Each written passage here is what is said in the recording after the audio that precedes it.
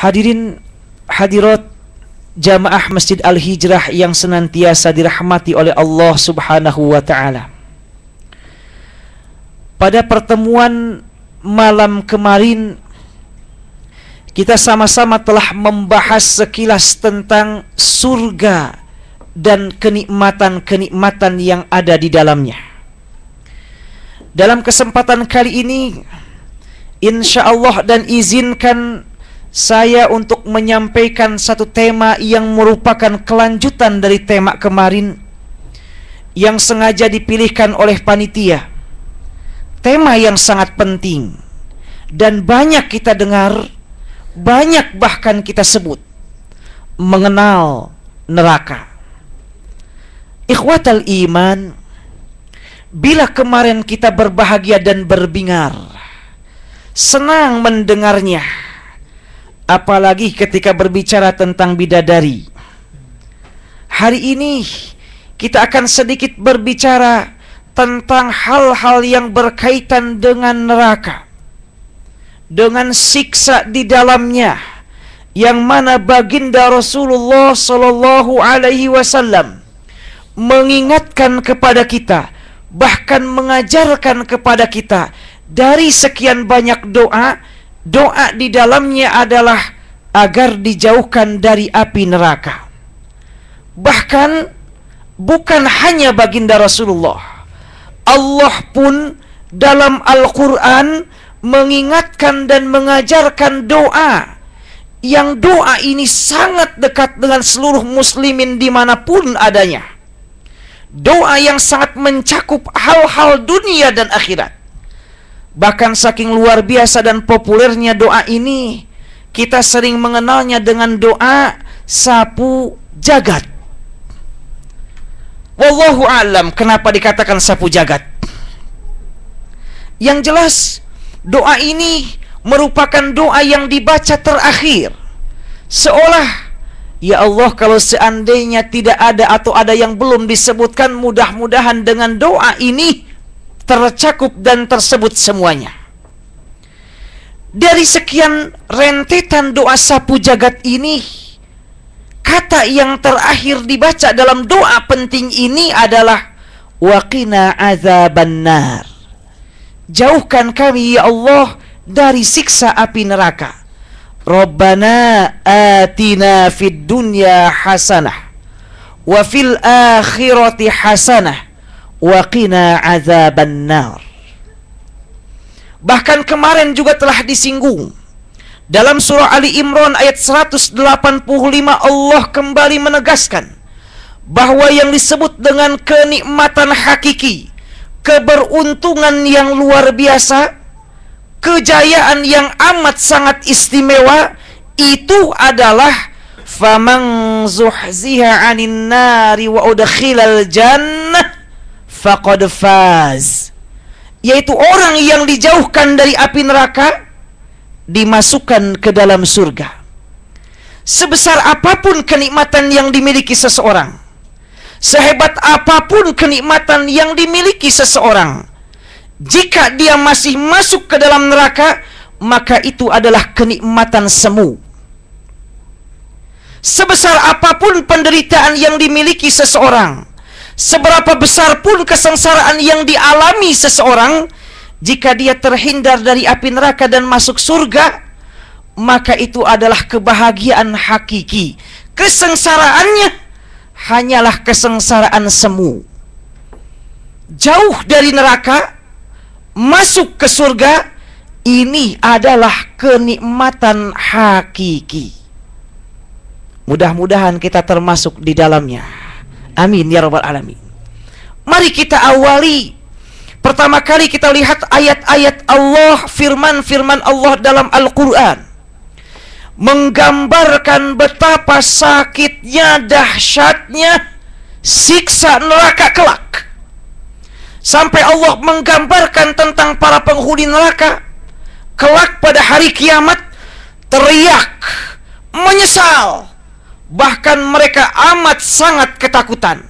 Penyesalan mereka, Allah rekam misalnya dalam firman-Nya dalam surah Yunus ayat 54. Kata Allah, firman Allah, wa asarrun nadamata lamma ra'awul azab. Ketika siksa neraka ditampakkan, diperlihatkan kepada mereka, semua manusia, orang-orang durhaka merasa an-nadamah, menyesal. Kenapa dulu saya tidak berbuat amal soleh? Penyesalan ini tidak mungkin muncul kecuali mereka melihat betapa siksa neraka amat sangat dahsyat, amat sangat luar biasa. Bahkan Allah kembali menegaskan, mengingatkan, menjelaskan, bukan hanya menyesal. Dalam ayat lain Allah juga menjelaskan, ketika mereka sudah diberikan kitab catatannya, yang diberikan dari sebelah kiri atau dari belakang, mereka berteriak dengan teriakan mengatakan, sungguh celaka, sungguh binasa. Allah merekamnya dalam surah Al-Insyiqaq ayat 10-12. Allah berfirman, wa amma man utiya kitabahu wara'a zahrihi fasawfa yad'u thubura. Adapun orang-orang yang diberikan catatan amalnya dari belakang, mereka akan berteriak, thubura, celaka. Ya Allah, celaka. Kalau kecelakaan itu di dunia, kita masih bisa berubah. Kalau kesengsaraan itu di dunia, kita masih bisa bertaubat. Ini celaka di akhirat. Di akhirat tidak ada waktu untuk memperbaiki. Jangankan memperbaiki, kembali atau istighfar pun sudah tidak berfungsi. Begitu seseorang meninggal dunia, putus lahan untuk berbuat kebaikan. Makanya mereka berteriak, suburo, celaka. Dan ini adalah kecelakaan yang sungguh-sungguh celaka. Allah, mudah-mudahan kita tidak termasuk para penghuni neraka ini. Bahkan dalam surah Fatir ayat 37, Allah kembali mengingatkan kita, menggambarkan para penghuni neraka, bukan semata menyesal, bukan semata meneriakkan mereka celaka. Allah juga mengingatkan dan menggambarkan mereka akan berteriak. Berteriak dengan teriakan yang amat sangat luar biasa. Kemarin Rasulullah mengingatkan, mereka yang dikubur saja, ketika malaikat menghukum dan menyiksa mereka, teriakannya amat sangat dahsyat, sampai seluruh makhluk Allah mendengar, kecuali jin dan manusia. Itu dikubur, apalagi di akhirat nanti dalam neraka. Allah menggambarkan dengan ibarat yang luar biasa, mengingatkan kita jangan sampai salah langkah lalu kita masuk di dalam neraka itu. Allah menggambarkan, wahum yastarihuna fiha, mereka berteriak di dalam neraka, berteriak di dalam neraka. Lalu mereka berdoa, Rabbana akhrijna na'mal salihan ghairal ladzi kunna na'mal. Permintaannya, kata para ahli tafsir, disebut dengan tamanni, permintaan yang tidak mungkin dikabulkan. Mereka berdoa, ya Allah Tuhan kami, keluarkan kami dari api neraka. Niscaya kami akan kembalikan ke dunia. Niscaya kami akan berbuat amal soleh yang dahulu kami tinggalkan. Kami akan sholat ya Allah, kami akan berpuasa Ramadan ya Allah, kami akan berbuat baik kepada orang tua ya Allah, kami akan sayang kepada anak dan keluarga ya Allah. Sayang, teriakan-teriakan yang tidak akan mungkin Allah kabulkan, permohonan-permohonan yang tidak mungkin Allah wujudkan. Mereka berteriak sekeras apapun teriak mereka, Allah tidak akan mendengar apalagi mengabulkan. Awas, awas. sebelum kematian itu datang, kita masih banyak waktu untuk memperbaiki diri, untuk kembali kepada Allah sebelum penyesalan itu datang kepada kita, sebelum siksaan itu mengena badan kita. Masih Allah memberikan umur kepada kita, sayang pada kita. Jangan disia-siakan. Lalu, saking besarnya siksa neraka, mari kita lihat firman Allah dalam ayat yang lain, dalam surah Al-Maidah ayat 36.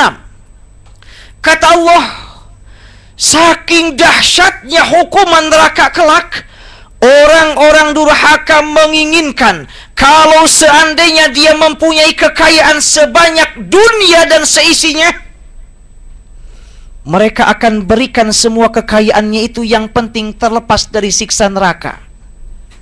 Allah, kekayaannya dunia dan seisinya, belum ada yang sekaya itu. Allah kembali mereka misalnya, innalladzina kafaru law anna lahum ma fil ardi jami'an wa mithluhu ma'ahu liyaftadu bihi min azabi yaumil qiyamah ma tuqabbila minhum. Sesungguhnya orang-orang yang durhaka, kalau seandainya dia mempunyai apa yang seluruh yang di bumi ini dan yang sebanding dengannya, berlipat dengannya, lalu mereka menginginkan untuk menebus diri mereka agar tidak disiksa oleh Allah di neraka, ma tuqabbila minhum, Allah tidak akan menerimanya. La ilaha illallah. Astagfirullahaladzim. Bahkan bayangkan, hadis diriwayatkan oleh Imam Muslim, diterima dari Anas bin Malik. Baginda Rasulullah menggambarkan orang yang di dunianya penuh dengan kenikmatan, berlimpah dengan kekayaan, hidupnya tidak pernah susah, nikmat terus-terus di dunia, lalu dia masuk ke dalam neraka. Allah menggambarkan melalui lisan Rasulullah. Kata Rasulullah, yu'ta bi an'umi ahli dunya min ahli nari yaumal qiyamah. Didatangkan orang yang paling senang ketika di dunia, tapi dia penghuni neraka. Ada penghuni neraka ketika di dunia senangnya minta ampun. Allah datangkan orang itu, fayusbaghu fin nari sabghatan, lalu dia dicelupkan ke neraka 1 kali celupan. Kalau kita mempunyai teh celup, teh Lipton atau yang lainnya, air panas, kita mau buat teh atau syai, dicelupkan, gak usah lama-lama, 1 kali, cukup, angkat lagi. Rasul menggambarkannya seperti itu. Orang yang di dunianya senangnya minta ampun, Allah celupkan 1 celupan dalam neraka. Lalu Allah tanya kepada orang tersebut, ya ibna Adam, hal ra'aita khairan qat? Hal marra bika na'imun qat? Wahai ibnu Adam, apakah kamu waktu di dunia mendapatkan kenikmatan atau mendapatkan kebaikan waktu di dunia? Ini orang paling kaya, paling senang di dunia. Dicelupkan 1 kali celupan, hanya 1 kali celupan. Dia menjawab, la wallahi ya Rabb, tidak ya Allah, tidak pernah kami merasakan kenikmatan, tidak pernah merasakan kebahagiaan, hanya 1 kali celupan. Semua kenikmatan yang luar biasa hilang begitu saja. Bayangkan kalau dia direndam, kayak kita ngerendam baju. Inna lillahi wa inna ilaihi rajiun. 1 celupan menghilangkan kenikmatan yang puluhan tahun dia rasakan di dunia. Sebaliknya masih dalam hadis yang sama, didatangkan manusia yang di dunianya susahnya minta ampun, makan singkong terus, ubi, singkong, asin, 1 asin kadang untuk 1 minggu. Sakit-sakitan, Allah uji sakit-sakitan. Orang miskin sakit-sakitan lagi. Allah uji lagi, anaknya meninggal. Allah uji lagi, lumpuh. Allah uji lagi, gak bisa ke dokter, gak punya duit. Allah uji lagi, dibiarkan dicuekkan tetangganya. Allah cuekkan lagi, Allah uji lagi, istrinya lari. Allah cuek, Allah uji lagi, anak-anaknya nggak mengakui. Tapi dia dekat dengan Allah ketika di dunia.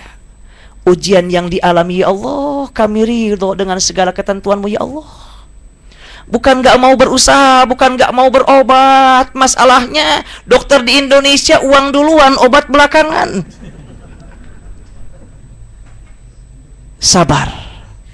Di dunianya penuh kesengsaraan. Penuh kesengsaraan. Lalu Allah datangkan nanti di hari kiamat. Hadis sahih riwayat Imam Muslim. Allah celupkan satu kali celupan. Ini bukan ke neraka tapi ke surga. Seperti teh celup lagi. Dicelupkan ke surga sejenak, diangkat lagi. Lalu Allah tanya, bagaimana fulan waktu di dunia kamu susah enggak dulu, sengsara? Ya Allah, enggak. Enggak tuh. Alhamdulillah, senang ya Allah. Kesengsaraan seumur hidupnya hilang karena dan hanya dengan satu celupan ke surga. Awas, mengingatkan saya pribadi khususnya, dunia sementara. Sebesar apapun kenikmatan kita gak akan sebanding dengan satu celupan ke dalam neraka. Sesulit apapun hidup dan kehidupan kita di dunia, tidak ada apa-apanya hanya dengan secelup kita ke surga. Apa yang Allah berikan kepada kita, alhamdulillah. Sakit, alhamdulillah. Kaget loh, sakit alhamdulillah. Iya, Rasul mengajarkan, kalau seandainya musibah menimpa, alhamdulillahi ala kulli hal. Karena Allah pasti punya niat yang baik. Karena Allah mempunyai tujuan yang indah. Allah tidak akan menyia-nyiakan hambanya yang selalu dekat dengannya. Celupan neraka. Bahkan ini dalam ayat yang lain dalam surah Al-Ma'arij ayat 11 sampai 16, sungguh sangat keterlaluan. Saking dahsyatnya hukuman dan siksa neraka, manusia saat itu gelo. Apa gelo? Gila. Loh, kok bisa gila? Bagaimana gelo dan gak gila? Allah merekamnya, coba lagi. Yawaddul mujrimu law yaftadi min azabi yaumi idzil bibani. Pada saat itu seseorang demi dan biar yang penting dirinya bebas dari hukuman api neraka, dia mengingat, ya Allah, seandainya siksa ini aku harus tebus biar saya nggak kena siksa neraka, harus ditebus dengan anak-anak, saya akan berikan anak-anak saya kepadamu ya Allah. Biar anak-anak saya yang disiksa, saya yang tidak. Apa nggak gelo yang gini? Ya Allah, ini saking dia ketakutannya, saking dahsyatnya hukuman neraka nanti. Bahkan bukan hanya itu, Allah kembali mengingatkan wasahibatihi wa akhi, juga teman-teman dan saudara. Ya Allah, saya punya banyak teman-teman nih, saya ahli hijrah, itu aja yang dihukum. Enak aja. Wa akhi, dan saudara-saudaranya. Wa fasilatihi allati tuwi, keluarganya, kerabatnya, bahkan wa man fil ardi jami'an thumma yunji. Bahkan kalau seandainya harus ditebus dengan seluruh manusia di bumi ini, ya Allah, ambil mereka, hukum saja, biarkan saya terbebas dari siksa itu. Apa enggak gelo yang begini? Saking dahsyatnya hukuman siksa neraka, ya Allah, sampai akal sehatnya hilang, ngorbanin orang lain. Kata orang lain, enak aja, lu yang berbuat, masa gua yang kena siksa? Ya Allah, jangan sampai. Hati-hati, dunia ini sementara. Kenikmatan yang diperoleh juga sementara, Allah yang punya. Jangan dengan kenikmatan lalu kita lupa dengan yang telah memberi kenikmatan itu, Allah. Lalu ini subhanallah, hadis riwayat Imam Bukhari diterima dari Nu'man bin Bashir. Hadis sahih. Tahukah Bapak Ibu yang berbahagia, Kalau kemarin kita nikmat ketika mendengar serendah-rendahnya kenikmatan surga, masih alhamdulillah. Ini Rasul menggambarkan seringan-ringannya hukuman siksa di neraka kelak. Kata Rasulullah, inna ahwana ahlin nari azaban yaumal qiyamah. Sesungguhnya hukuman siksa neraka yang paling ringan kelak di hari kiamat, kata Rasulullah, la rajulun tud'u fi akhmasi qadamaihi jamrah yagla minha dimaguh, yaitu seseorang yang disimpankan, diletakkan di bawah telapak kakinya bara api. Bara, bukan api. Sekali lagi, bara, bukan api. Kalau bakar sate menggunakan bara, nah itu. Kalau seandainya yang paling ringan siksanya di neraka kelak, bara api diletakkan di bawah telapak kaki seseorang. Dalam riwayat Imam Muslim, di bawah kaki yang memakai sendal terompah. Nggak langsung pakai sendal terompah. Disimpan baranya saja satu, bukan dua, bukan tiga, apalagi sekarung, satu. Apa yang terjadi? Otaknya mendidih. Astagfirullah. Menginjak bara api satu biji, otak mendidih. Kepala, istilah Perancisnya ngagotrok. Mendidih itu. La ilaha illallah. Itu hukuman serendah-rendah dan seringan-ringan hukuman neraka. Diletakkan sendal di satu bara, kemudian mendidih di kepala kita. Wal'iyadzubillah. Astagfirullahaladzim. Bahkan bukan hanya itu, Rasulullah SAW juga menggambarkan luasnya, dalamnya neraka kelak sebagaimana luasnya surga. Kita ambil contoh hadis-hadis yang berkaitan dengan bagaimana luas dan dalamnya neraka kelak. Rasulullah SAW misalnya bersabda dalam hadis riwayat Imam Bukhari Muslim, wal lafdhu lil Muslim, Rasulullah SAW bersabda, Rasulullah, para penghuni neraka kelak itu jumlahnya amat sangat banyak. Bahkan dalam hadis yang lain, perbandingan antara penghuni surga dan penghuni neraka 1000 banding 1. Ya ilaha illallah. 1000 banding 1. Masuk mana kita? Mudah-mudahan yang 1. 1000 banding 1. Kalau umat manusia dari sejak Nabi Adam sampai akhir Nabi Muhammad, misalnya ada 1 triliun, lalu yang masuk, berarti 1/10-nya berapa 1 triliun? 1 miliar misalnya, atau 10 juta. Sisanya di dalam neraka. Itu artinya nerakanya amat sangat luas sekali.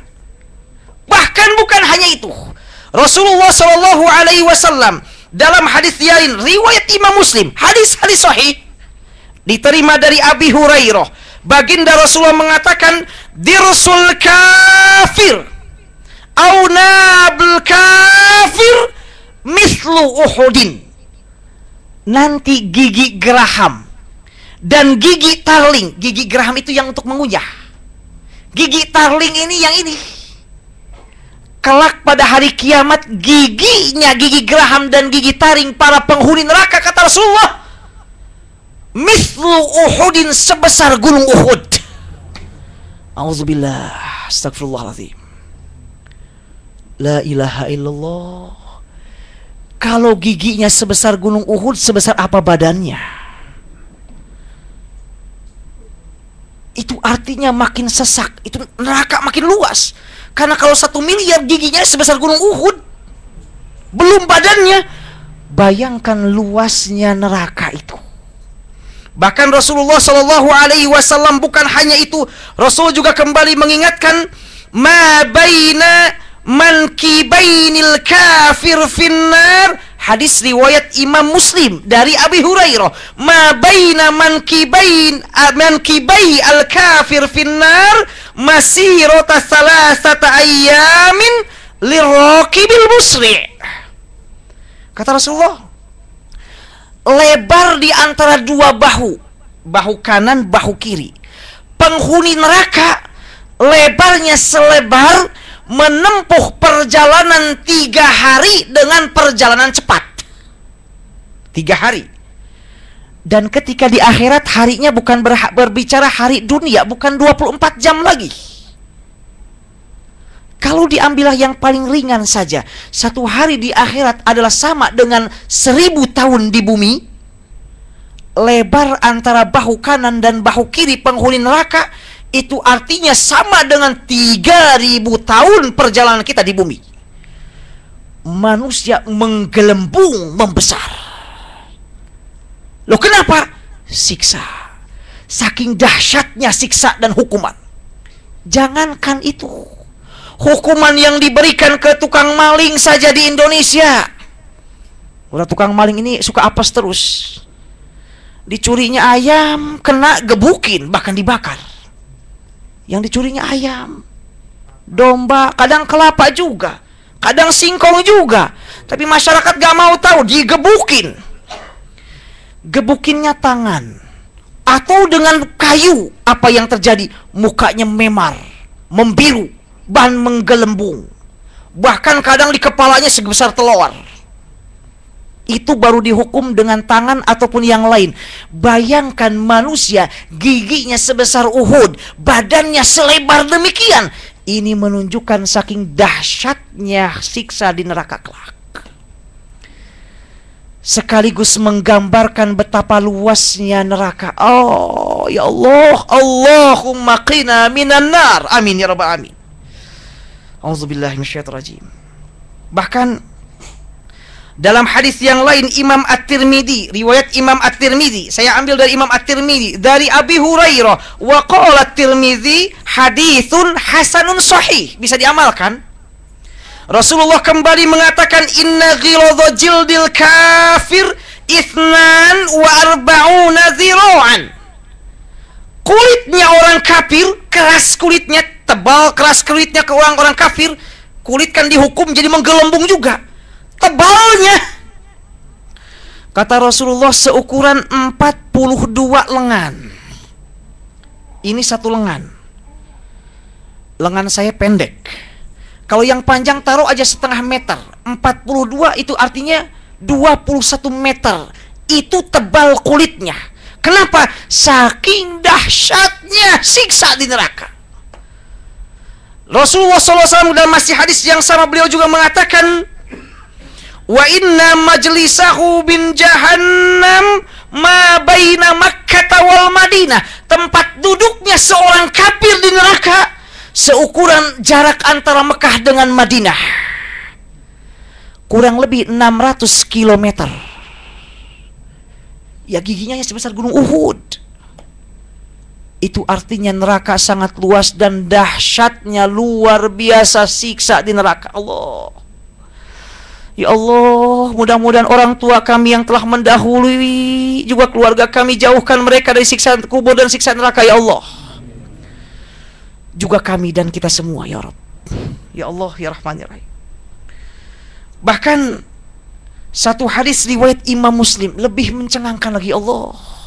Hadis sahih riwayat Imam Muslim masih dari Abu Hurairah. Kata Abu Hurairah, kunna ma'a Rasulillahi sallallahu alaihi wasallam, kami pernah bersama dengan Rasulullah. Idz sami'a wajbah, tiba-tiba Rasul mendengar ada sesuatu yang jatuh, seperti jatuh. Lalu kata Rasulullah, atadruna ma hadza, kalian tahu enggak apa yang bunyi jatuh tadi? Para sahabat menjawab, Allahu wa rasuluhu a'lam, Allah dan Rasulnya yang maha mengetahui.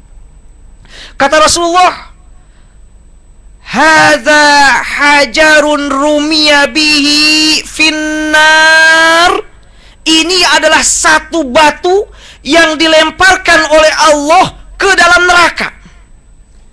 Mundu sab'ina kharifan fahuwa yahwi finnari ilal an. Allah melemparkan batu itu ke dasar neraka itu sudah dilakukan 70 tahun yang lalu, dan saat ini belum sampai ke dasar neraka. Ya Allah, hadis sahih riwayat Imam Muslim. Sebuah batu dilemparkan oleh Allah atau oleh malaikat ke dalam neraka 70 tahun yang lalu dilemparkan, sampai masa Rasul belum nyampe ke dasarnya. Yahwi finnar ilal an, sampai sekarang belum nyampe. Hadis sahih riwayat Imam Muslim. Bayangkan dalamnya neraka seperti apa. Bayangkan luasnya neraka seperti apa. Bayangkan pedihnya siksa neraka seperti apa. Ya Allah, gak pernah terbayang. A'udzubillahi minasyaitonirrajim. Ya Allah, mudah-mudahan kita dijauhkan dari api neraka. Amin, amin ya rabbal alamin. Dalam hadis yang lain, ambil hadis-hadis sahih riwayat Imam Muslim, diterima dari Abdullah bin Mas'ud.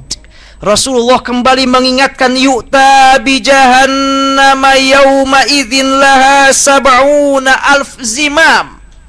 Didatangkan ke dalam neraka jahanam sebanyak 70.000 rantai. 70.000 rantai. Ma'kulli zamam sab'una alf malak. Setiap satu rantai digusur oleh 70.000 malaikat. 70.000 rantai, satu rantai ditarik oleh 70.000 malaikat. Bayangkan, ini lagi-lagi menunjukkan pedihnya neraka, luas, pedihnya siksa neraka, luasnya neraka. Lalu kata Bapak Ibu bahagia, bukannya malaikat itu ada 10, kok 70.000? Bapak Ibu yang berbahagia, 10 itu menurut para ulama yang wajib diketahui. Bahkan Rasul mengingatkan ketika Lailatul Qadar, malaikat akan turun dari langit ke bumi, jumlah mereka sebanyak jumlah pasir di bumi ini. Ya Allah, mudah-mudahan kita mendapatkan Lailatul Qadar. Karena itu para ulama juga mengatakan jumlah jin lebih banyak dari jumlah manusia. Jumlah malaikat jauh lebih banyak dari jumlah jin, apalagi manusia. Malaikat. Lalu bahkan dalam hadis yang lain dikutip oleh Imam At-Tahawi, hadisnya sahih sebagaimana disampaikan oleh Syekh Albani. Hadis diterima dari Abu Hurairah. Rasul bersabda, "Asy-syamsu wal qamaru thawrani mukawwaraini finnar yaumal qiyamah." Kelak pada hari kiamat, itu matahari, itu bulan akan diikat seperti 2 ekor lembu saja. Jadi matahari yang sebesar ini, bulan yang kita saksikan ini, kelak di hari kiamat akan disimpan di dalam neraka, diikat seperti seukuran kita sekarang 2 ekor lembu. Bayangkan, matahari yang begitu besarnya hanya seukuran 2 lembu. Ini lagi-lagi menunjukkan bahwa betapa luasnya neraka, sekaligus betapa pedihnya siksa neraka kelak. Bahkan hadirin yang berbahagia, Allah kembali mengingatkan tentang betapa siksa neraka yang sangat-sangat dahsyat ini dalam surah An-Nisa ayat 56. Kata Allah, "Innal ladzina kafaru bi ayatina saufa nuslihim naro." Orang-orang yang ingkar, yang jahat kepada ayat-ayatku kelak akan dimasukkan ke dalam neraka. Kullama nadijat juluduhum baddalnahum juludan ghairuha. Setiap kali kulit mereka hangus dan matang, aku gantikan dengan kulit yang baru. Ya Allah, jangankan dengan api neraka, dengan api dunia saja, aduh, jangankan api dunia, dengan puntung rokok saja nggak bisa, nggak kuat. Apalagi dengan neraka kelak, wal-iyaz billah.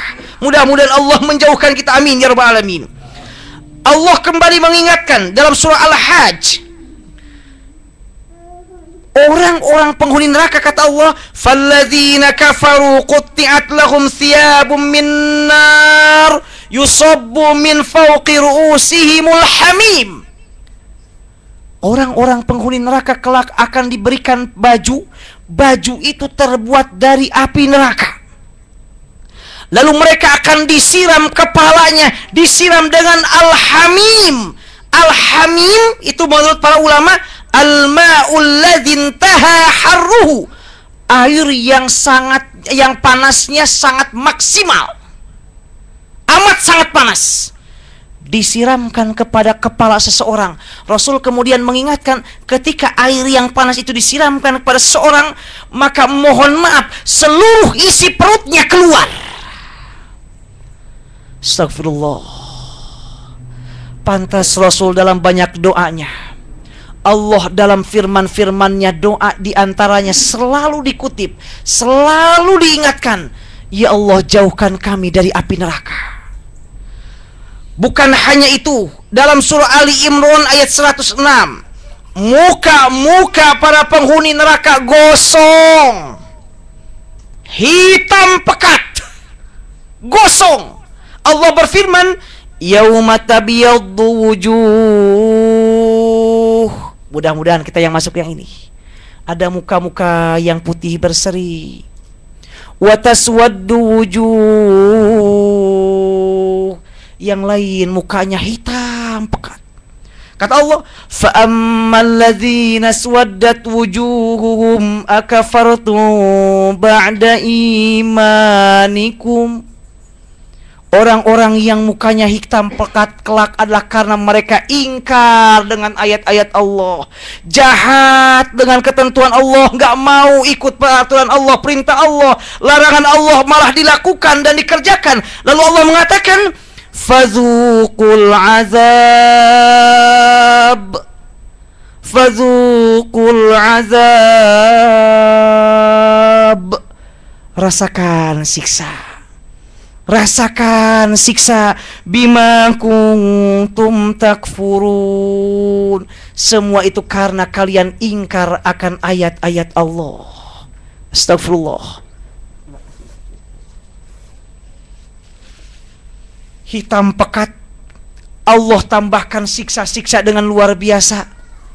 Muka hitam, badan hancur lebur. Hanya sayang, ini hukuman dari Allah. Kalau seandainya di dunia kita disiram dengan air panas, bisa sembuh. Bahkan zaman sekarang bisa dioperasi, kulit bagus lagi. Bahkan masih mending kalau ditembak, meninggal, beres urusan. Di akhirat nggak demikian. Ketika seseorang dihukum kemudian hancur badannya, nggak mati. Kalau mati enak, dia sekali doang. Terus dihidupkan, dibangkitkan. Kalau kulitnya yang hancur, kulitnya diganti dengan yang baru, disiksa lagi, disiksa lagi, disiksa lagi, sampai selama-lamanya, tidak ada ujungnya. Astagfirullah. Selama-lamanya, tidak ada ujungnya. Hati-hati, hati-hati, hati-hati, hati-hati. Khususnya saya pribadi. Allah kembali, Rasulullah SAW juga kembali mengingatkan. Kata Rasulullah SAW, sebagaimana tadi saya sampaikan, ini ada satu hadis yang sangat menarik, khususnya untuk saya yang mudah nasehatin orang, belum tentu sayanya baik. Untuk para juru dakwah, khususnya saya, hadis sahih muttafaq alaih, diterima dari Usamah bin Zaid. Rasul bersabda, yuja'u birrajuli yaumal qiyamah fayulqa finnar. Didatangkan seorang laki-laki kelak pada hari kiamat, lalu dilemparkan ke dalam api neraka. Fatandaliku ikhtabuhu, lalu kemudian porak-poranda dan keluar seluruh isi perutnya, kata Rasulullah. Lalu fayajtami'u ahlun nari alaih. Ketika setelah disiksa demikian, seluruh penghuni neraka mengumpulinya, berkumpul mengelilinginya. Loh, kenapa? Mereka mengatakan, fulan, Ustad, ini Ustad di neraka. Ini mubalik. Ini penceramah. Penceramah mubalik di dalam neraka. Ini tukang penasehat yang sedikit-sedikit nasehatin orang. Ustadz orang baik, kok bareng Ustadz para juru dakwah yang sering ngajak orang masuk neraka. Orang-orang kaget mengeruminya. Loh, kok kenapa Anda bisa demikian? Lalu kata penghuni neraka yang lain, "Alaisa kunta ta'muruna bil ma'rufi wa tanhana 'anil munkar?" Bukankah Anda dulu yang mengajak kami berbuat baik? Ayo sholat, ayo puasa Ramadan. Bukankah Anda yang dulu mencegah kami berbuat jahat? Awas jangan minuman keras, awas jangan berzina, awas jangan. Loh, kenapa sekarang kamu dalam neraka bersama kami? Bahkan siksa kamu lebih parah. Apa jawaban juru dakwah ini? Apa jawaban orang yang suka ngajak kebaikan ini? Kata dia, kuntu amurukum bil ma'rufi wala atih.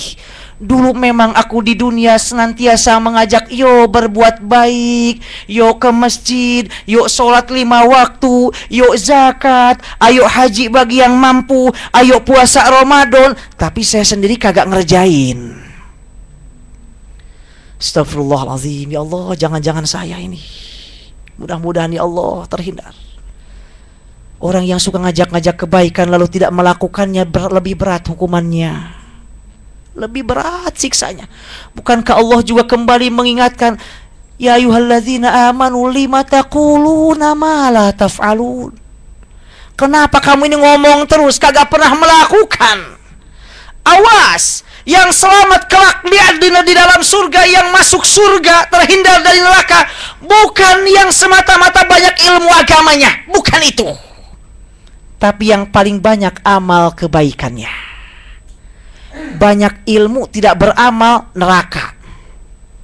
Beramal tanpa ilmu juga neraka. Beramal baik, sesuai dengan petunjuk Rasulullah, amal banyak, ilmu sedikit, surga baginya. Makanya, ya Allah, mudah-mudahan kita yang berilmu bukan hanya pengetahuan, bukan hanya disampaikan ke orang, tapi yang paling penting, yang ini yang menyelamatkan, ilmu itu kita amalkan. Ilmu tanpa pengamalan seperti pohon tanpa buah. Justru orang yang hanya mengajak berbuat baik, dia tidak melakukannya, dia akan malah yang dihukum oleh Allah dengan hukuman yang jauh lebih berat dari yang lainnya. Kuntu amurukum bil ma'ruf wala ati. Aku dulu memang di dunia mengajak berbuat baik, tapi aku tidak pernah melakukannya. Astagfirullah. Lalu kata dia, wa anhaakum 'anil munkari wa ati. Sebaliknya aku juga dulu waktu di dunia, jangan ini, jangan itu dosa, itu haram, itu dosa besar. Aku malah melakukannya. Astagfirullah. Yang diucapkan beda dengan yang diperbuat. Ini yang kata Rasul dalam hadis muttafaq alaih, dimasukkan ke dalam neraka dengan sangat pedih siksanya, dengan sangat keras siksanya. Auzubillahi minasyaitonirrajim wal iyaz billah. Bahkan Rasul kembali mengingatkan, awas, ini sengaja saya kutip karena saya yakin barangkali boleh jadi ada. Siapa? Orang yang kelak di akhirat akan mendapatkan hukuman yang sangat berat. Itu adalah orang yang makan dan minum menggunakan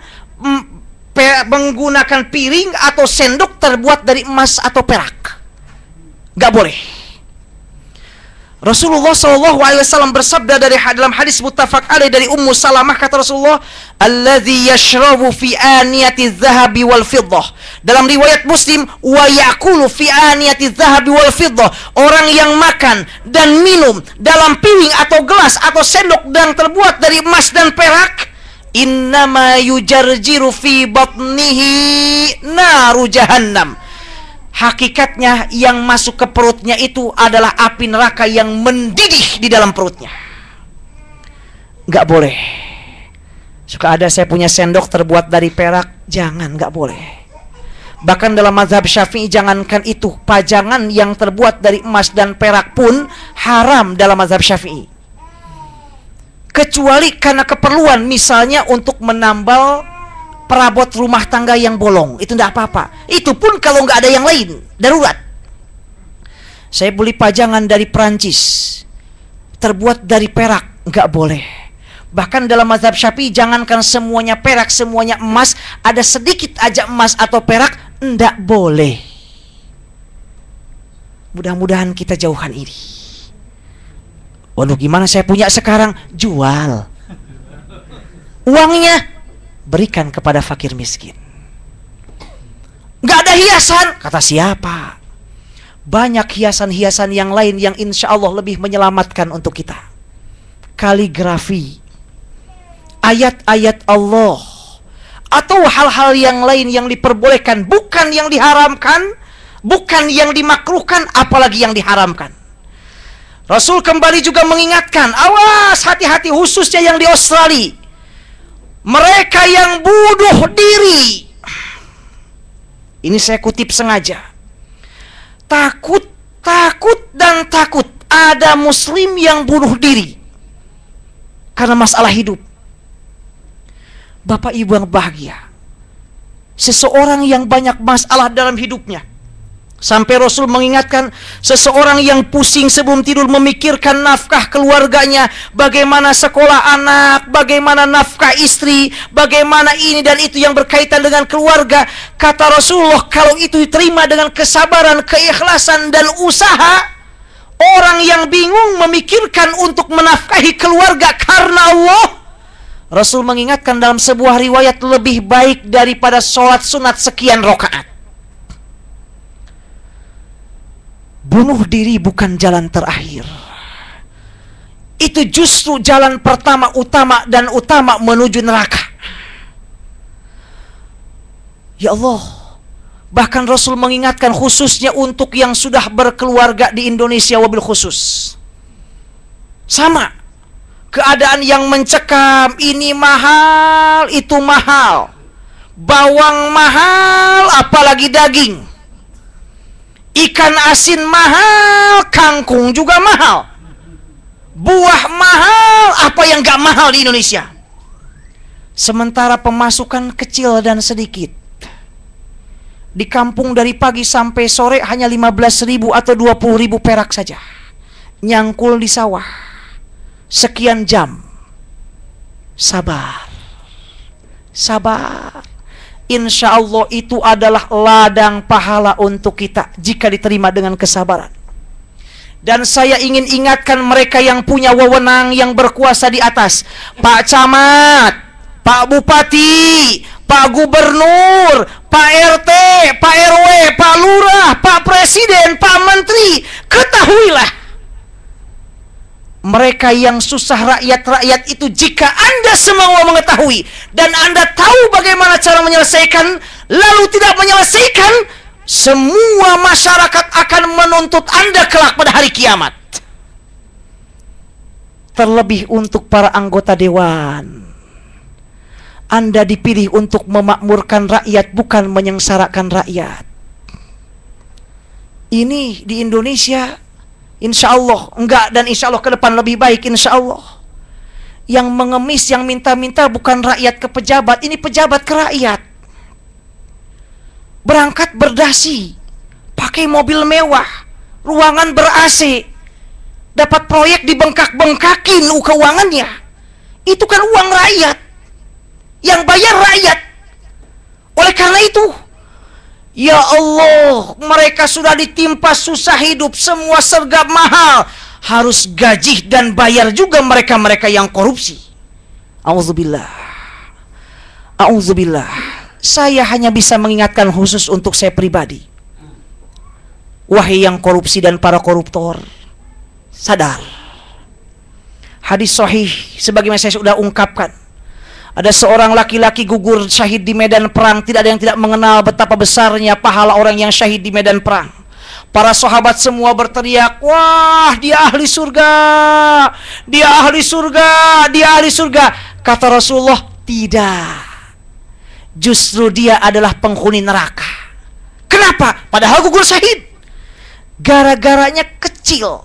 Dia mencuri barang gonimah. Gonimah ini adalah harta rampasan perang. Nggak boleh diambil sebelum dibagikan. Artinya harta milik umat. Dia ngambil, korupsi. Dan yang dikorupsinya pun bukan miliar apalagi triliun. Hanya sebilah selendang saja. Rasul mengatakan dia di dalam neraka.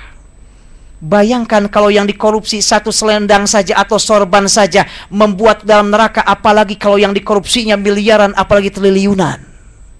Astagfirullah.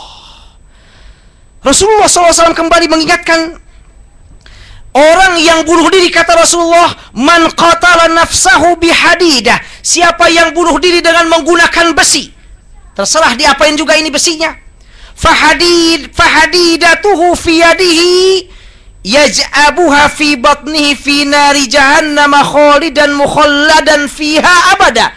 Kelak besinya itu akan terus digenggam di hari kiamat, lalu akan ditusuk-tusukan ke perutnya di neraka jahanam selama-lamanya. Rasul kembali juga bersabda, siapa yang dia bunuh dirinya menggunakan racun, maka kelak di neraka jahanam itu racunnya akan terus diteguk, kemudian keluar seluruh isi perutnya. Demikian dia akan terus lakukan selama-lamanya. Bahkan Rasul mengingatkan, para ulama menjelaskan, yang bunuh diri sekalipun orang baik itu neraka tempatnya. Awas. Dunia ini adalah ujian. Seberat apapun ujian di dunia, seberat apapun kesulitan di dunia, bunuh diri bukan jalan pintas, bukan jalan terbaik. Justru itu jalan utama menuju ke neraka. Allah berjanji, inna ma'al usri yusra. Inna ma'al usri yusra. Setelah kesulitan ada kemudahan. Setelah kesulitan ada kemudahan. Dalam ayat ini kata para ahli tafsir, Allah menyebut kesulitannya satu, al-usri, menggunakan alif lam dalam bahasa Arab litarif. Kesulitannya ketahui. Sesungguhnya setelah kesulitan, satu kesulitan, ada kemudahan. Sementara kemudahan menggunakan bentuk nakiroh, yusron. Artinya kemudahannya banyak. Seolah kata-kata ahli tafsir, Allah ingin mengingatkan bahwa setelah kesulitan, sebesar apapun kesulitan itu, ingat banyak kemudahan-kemudahan dan jalan-jalan menuju jalan keluar dari kesulitan itu. Setelah kesulitan ada kemudahan, kata Allah.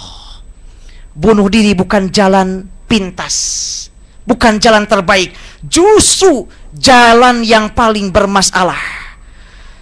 Terakhir, ini untuk ibu-ibu, khususnya ibu-ibu. Rasul mengingatkan dalam banyak hadis, penghuni paling banyak neraka itu ternyata ibu-ibu, kaum wanita. Rasulullah bersabda dalam hadis muttafaq alaih, diterima dari Abi Sa'id Al-Khudri, kata Rasulullah, ya ma'syarun nisa, wahai kaum wanita, tasaddaqna, bersedekahlah, bersedekahlah. Fa inni ra'aitukunna aktsaru ahlin nar, karena aku melihat dan menyaksikan kalian ini yang paling banyak menjadi penghuni nerakanya. Lalu para sahabiyah, sahabat-sahabat perempuan bertanya, faqulna walima dzalika ya Rasulullah, kenapa itu terjadi ya Rasulullah? Apa yang menyebabkan kami banyak masuk ke dalam neraka? Kata Rasulullah, tuktsirnal li'an, karena kalian banyak saling melaknat. Melaknat ini kata para ulama, menggibah, lidahnya tidak dijaga. Ini mohon maaf untuk ibu-ibu. Rasul kembali mengingatkan, kata Rasulullah, ibu-ibu tolong jangan banyak kumpul-kumpul, jangan lama-lama kecuali hal yang penting. Kalau beres urusan langsung pulang. Karena setan sangat pintar. Awalnya bicara tentang ini, 5 menit beres, baru yang lainnya manjang, ngomongin orang, ngomongin ini, ceritain kejelekan suami, itu tidak diperbolehkan. Waliyazbillah. Rasul mengingatkan khusus untuk kaum wanita. Hanya para ulama berbeda pendapat apa maksud, kenapa perempuan paling banyak. Sebagian ulama mengatakan itu artinya bukan memanglah perempuan paling banyak karena memang perempuan banyak yang dosa, bukan, karena memang jumlah perempuan lebih banyak dari jumlah laki-laki. Sehingga kalau misalnya 1:1000, perempuan misalnya masuknya 1000 orang, laki-laki masuknya 2 ke neraka. Ini kalau dilihat banding tadi, tentu laki-laki yang paling banyak. Karena tadi 1 laki-laki bandingnya 1000 perempuan. Oleh karena itu kata sebagian ulama, yang dimaksud perempuan paling banyak masuk ke neraka karena jumlah perempuan justru memang paling banyak. Karena itu mereka banyak juga di dalam neraka. Hanya sebagian yang lain melihat teks hadis ini karena memang perempuan kemungkinan untuk berbuat tidak baiknya lebih banyak dan lebih besar. Yang kedua kata Rasulullah, perempuan banyak masuk ke dalam neraka. Kenapa? Watakfurnal ashir. Karena banyak jahat sama suami. Awas ibu, suami.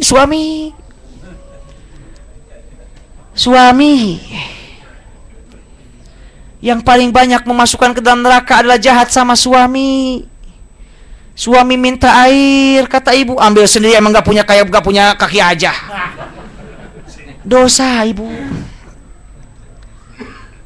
Suami pulang kerja, mah, aduh pegel, bisa dipijit enggak? Ini ribut nih, ini sibuk nih ngurus anak. Masih pegel-pegel nih, baru saya pengajian duha. Pijit aja dah sendiri.